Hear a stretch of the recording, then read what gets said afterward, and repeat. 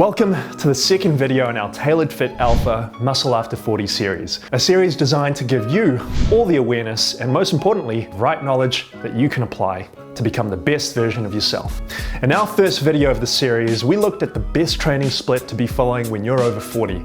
In this video, our expert trainer Tyrone Bell is going to cover 3 most important factors that make up your training. Today, we're going to deep dive into your training volume, training frequency, and training intensity, and most importantly, understanding the balance between them. These factors are important for anyone of any age if they want to see results, but are literally make or break for a guy over 40 seeing results.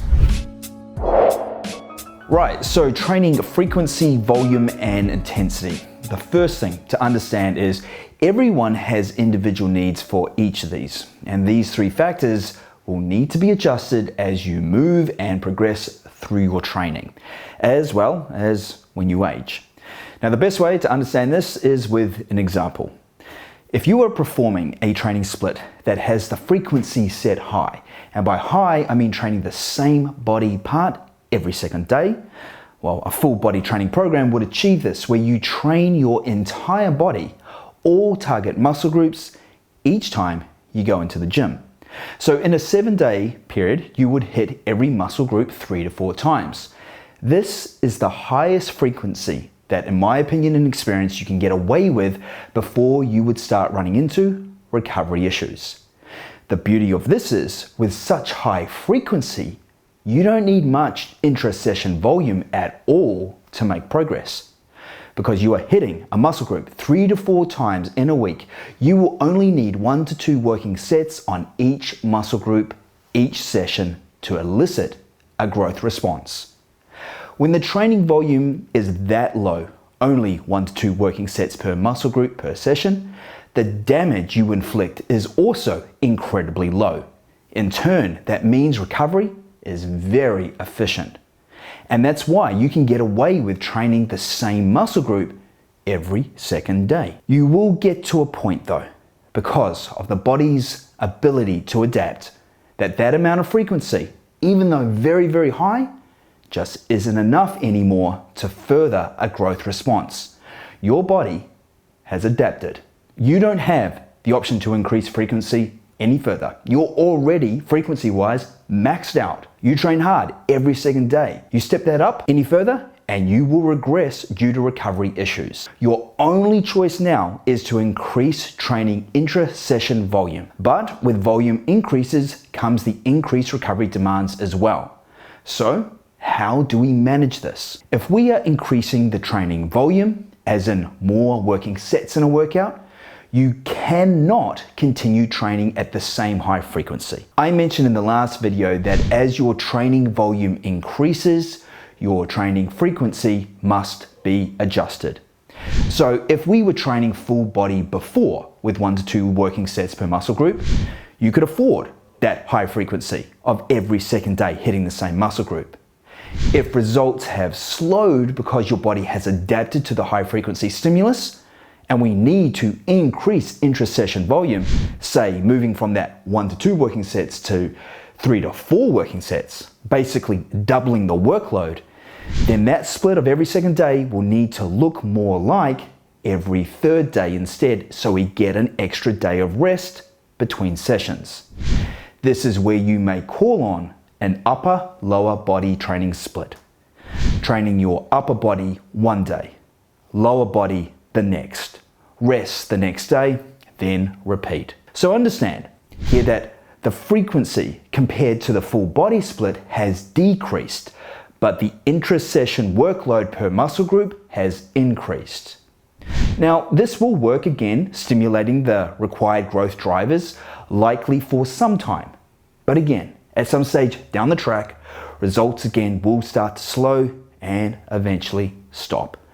Because again, the body requires more stimulus due to its adaptation response. So again, as our need for more training volume starts to increase, let's say you now have a requirement of 5 to 6 hard working sets per muscle group instead of the 3 to 4 that you were doing, the volume is needing to increase, so again, the frequency will need to decrease. And this is where you could safely move into a push-pull legs training split. where you train all the muscle groups responsible for the push function one day, all the muscle groups responsible for all the pull movements the next, and then training the entire lower body the next day, followed by a rest day, then typically repeating the cycle. This structure provides again an extra day of rest and recovery between hitting the same muscle groups, again compared to your previous upper-lower training split. So this is the key here. Not so much the intricacies of the training splits themselves, well, not in this video anyway, but more is the relationship between the training frequency and the training volume. They need to work inverse of each other. Now, as your development progresses, naturally more training volume will be required to elicit a further successful growth stimulus.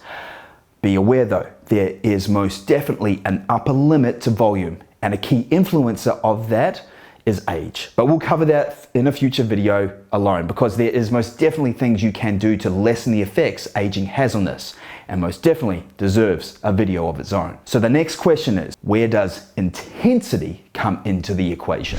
Real quick, so we're all still on the same page. How we define intensity is by how hard your working set you are performing is performed at. Meaning, if you're performing 10 reps of an exercise and you perform all those 10 reps and you cannot successfully perform an 11th rep without your form breaking down, you have performed that working set to complete contractile failure.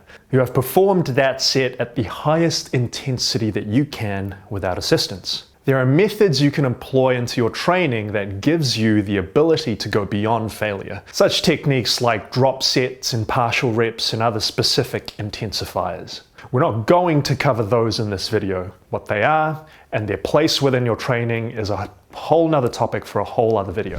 The thing to understand here with intensity is if you are training to failure, the level of failure that Joe just covered, your recovery demands are going to be high. The relationship between volume, frequency, and intensity is what always needs to be balanced when structuring our training.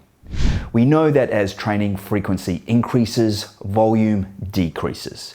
As training frequency decreases, volume can increase.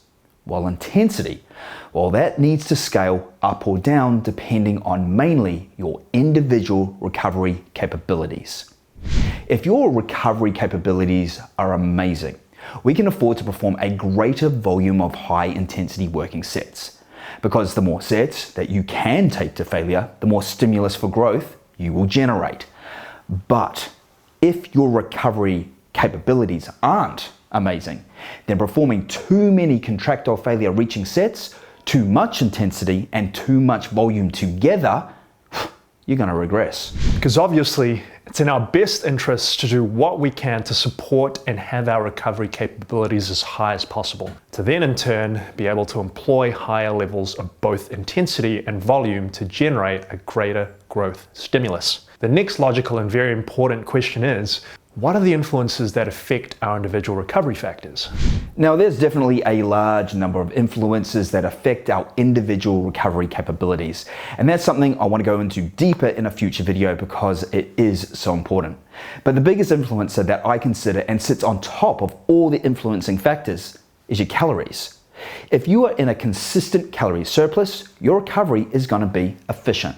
And in turn, your training can reflect that and can be structured to be able to push your volume and intensity up. If though you are in a caloric deficit, which to be honest, the majority of guys over 40 should be. Yes, I am generalizing, but out of the thousands of middle-aged guys that I've personally coached, 40 and over, easily 90% of them come to me with the priority to lose weight. But I won't have them just lose weight though.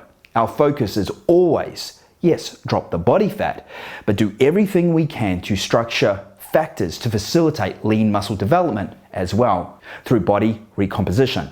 For that to happen, we need to employ a calorie deficit so the body will use fat as fuel and use the energy from fat stores to be what's used in place of the absent calories to fuel and facilitate simultaneously lean muscle growth. But because we're in a deficit, the volume of intensity working sets performed to contractile failure needs to be less than if we were in a calorie surplus. Yes, there is other very important factors: age, genetics, sleep quality, stress levels, macronutrients, micronutrients, hydration, to name just a few. But over a long period of time, where your calories are set is the biggest player to determining how high you can run your training volume and training intensity at the same time. So what I really want you to be able to take away from this video is the understanding of how both important your training frequency, volume, and intensity is, but just as important is how interlinked they all are. They do not run independent of each other. Moving or adjusting one will have a direct effect on the others, and in turn, a direct effect on you, your progress, or lack of progress, or worse, your regression. So whether you're designing your own training program, on the internet looking for a program, or employing a coach to design your programs, you must make sure the balance of these three factors are considered and managed for you as an individual, and change and adjust as either your development or individual requirements alter. Excellent. Volume, intensity, frequency are the bases that make up our cake, and recovery is the icing on top. I miss cake, can't quite remember the last time I tasted one. Anywho, a big thanks to all those who tuned in this week's video and gained something new knowledge-wise. Remember to leave a comment so we can get a better understanding of what you guys would like to see in the future. Don't forget to like and subscribe below if you found this helpful, and tick the bell icon so we can see you bright and early next week. Same time, same day.